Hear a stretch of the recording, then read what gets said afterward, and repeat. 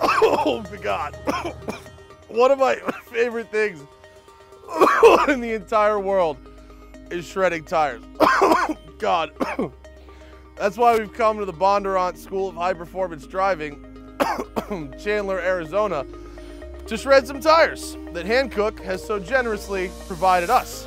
And if we're gonna shred tires here today, we need a proper tire shredding machine. And for that, I have enlisted the help of a friend of mine.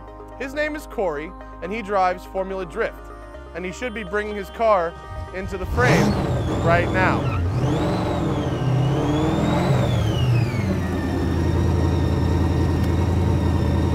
That's right, Formula Drift, Nissan 350Z, blown LS3, today on Tune. Get the hell out of here.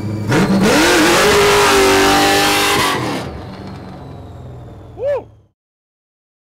My lungs haven't been the same since. And though I inhaled half a tire for that shot, it was worth it because this purpose-built machine is designed for one thing, to throw as much smoke as possible. In order to understand the K-Sport 350Z, you first have to understand its driver, Corey Hosford. I met Corey when Bob Bondurant encouraged me to have him teach me to drift last year. He, along with his best friend and manager Dustin, are the pinnacle of redneck awesome. This is the kind of guy who wears a pink leisure suit and a fanny pack to a nightclub in Vegas. The kind of guy who will grow a mustache and then install a matching mustache on his car. He's the only person I know who makes those things look cool, so of course he has naked zombie girls on the side of his race car.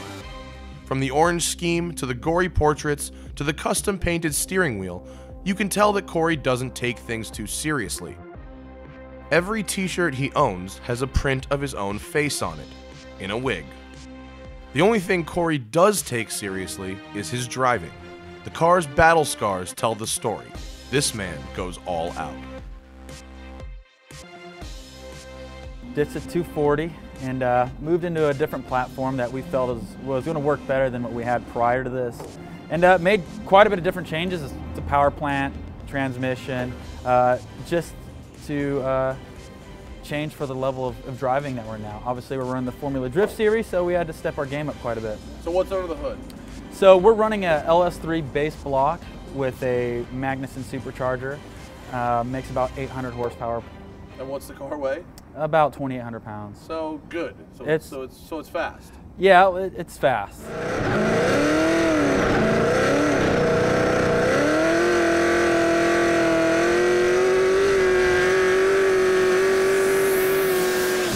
You've got dual calipers in the rear, right? Yeah, we're running a separate brake system for the hydraulic handbrake. Yeah. Just so there's no interference with the foot brake and the hydraulic handbrake if they're running on a single system.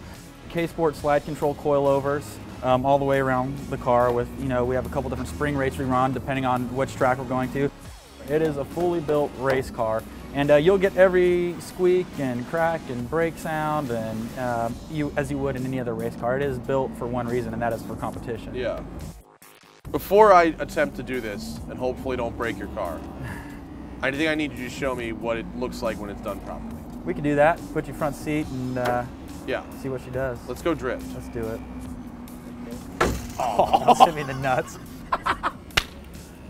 Before we hit the track, I got a little bit of warm-up on the skid pad, far away from hard things and soft people.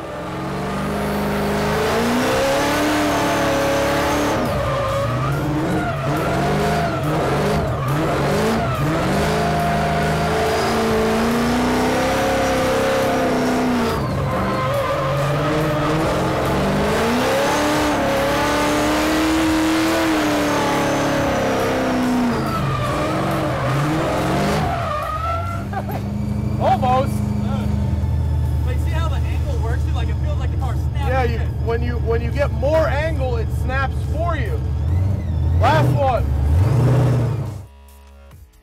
What makes a drift car as opposed to just a regular track car? Well, suspension setup is a big part of this. We run quite a bit of a reverse rake in the car to get a lot more rear grip. Okay. And a lot of people think drift car, you want to set it up loose, but this thing is set up extremely tight.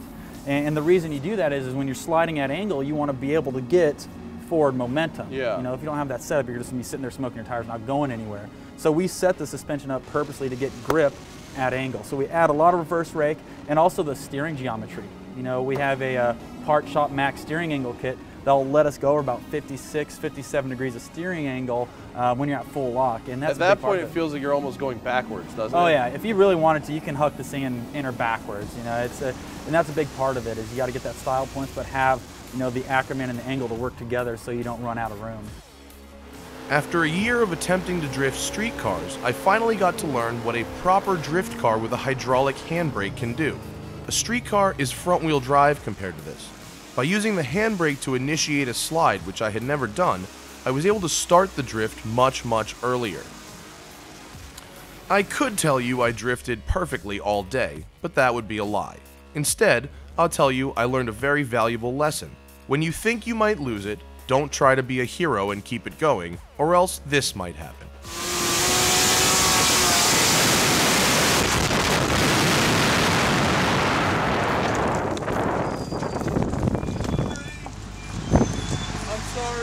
I went through 3 sets of tires during the day, and one scary spin aside, I honestly feel I've had an experience unlike any other. Compared to this purpose-built machine, drifting a street car is like trying to row a boat across a baseball field. The handbrake, the instantaneous torque, the steering angle all make you able to do things with the car that just aren't possible in a street car, and the accompanying soundtrack is intoxicating.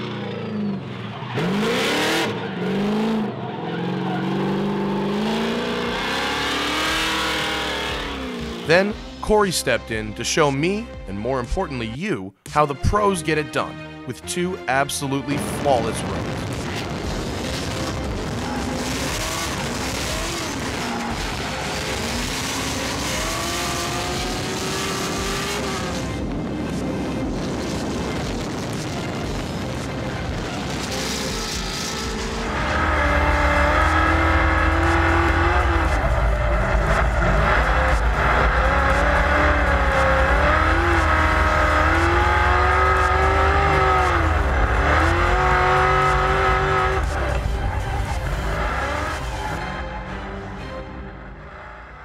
I say this often and I'll say it again. Drifting is like golf. It takes simultaneously both a heavy hand and a light touch. Some people think it's stupid, but the people who are into it all like to tell you how good at it they are. And the professionals, like Corey, Chris Harris, and others, make it look really easy. But the truth is that drifting consistently, like shooting a good score in golf, can be very difficult, even for a good driver. Most importantly, the skills needed for either a quality golf game or to become a great drifter are the same. Years of practice, lots of money, and a great big bag of balls.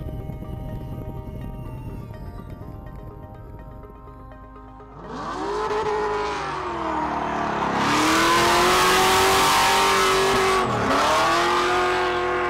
want to shoot an intro where Corey does a brake stand and I come out of a cloud of smoke. But we don't know which way the wind is going, and there's only one way to test that.